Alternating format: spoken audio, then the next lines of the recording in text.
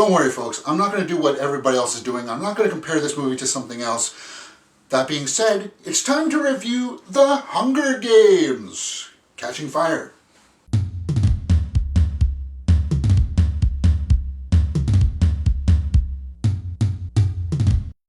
Okay, so I'm going to be changing up the show a little bit. I'm going to still talk about the 5 factors, but you're going to be able to see them listed here on the side.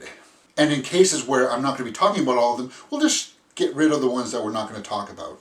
Okay, let's talk about the acting. Jennifer Lawrence is an amazing actor. She just has a great way of carrying this film.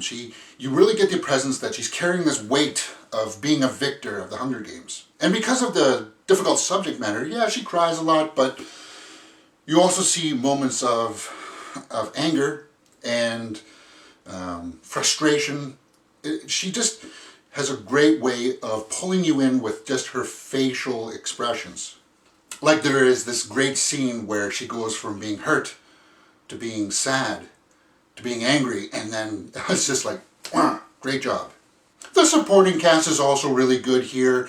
Donald Sutherland is an icon, and what he's doing with the President Snow character, you can see in his eyes that he's laying the groundwork here for something that's probably going to be really paying off in The Mockingjay. Like, yeah, he's an evil dude, but I think that there are going to be some really good payoffs in that third movie. Woody Harrelson as Haymitch also stood out again. I really like what he's doing with this character. He owns it.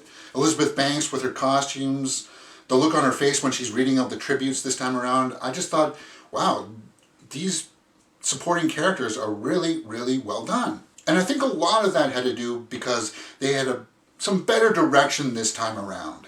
And to that I say thank you, Francis Lawrence. And I need to address the cinematography here while I'm talking about that.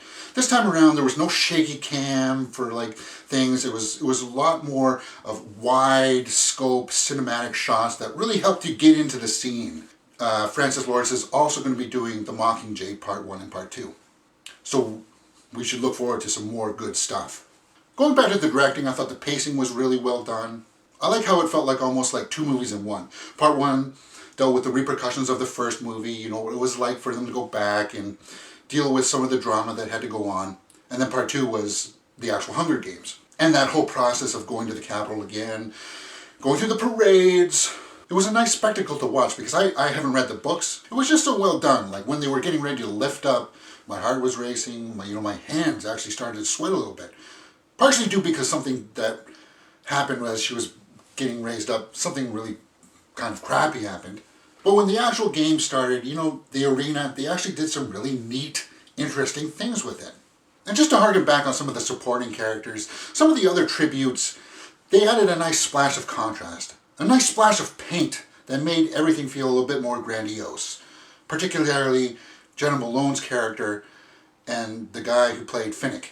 Actually, to tell you the truth, I thought Jenna Malone's character was really well done. So I'm going to talk a little bit about the score. Nothing really stood out to me upon the first viewing. It served the movie very well. But what was really cool was during the credits, there was a Coldplay song. I was like, cool. As soon as I got home, it was like, sync. So overall, if you liked the first movie, you'll like this one. I liked how the director pulled back with some of the violence, but that doesn't mean that it wasn't tense. It wasn't suspenseful. It really was a nicely crafted movie that deserves a lot of people's attentions. And because I've never read the books, I wasn't anticipating any of the plot twists, and those plot twists worked for me. So, that's my review for The Hunger Games: Catching Fire. If you've liked what you've seen, please hit that thumbs up button. And subscribe!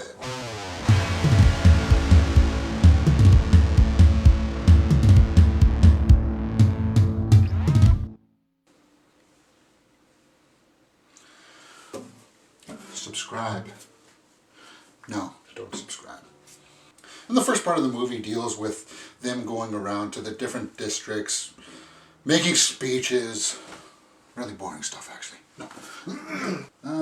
I think that's it. No funny outtakes today.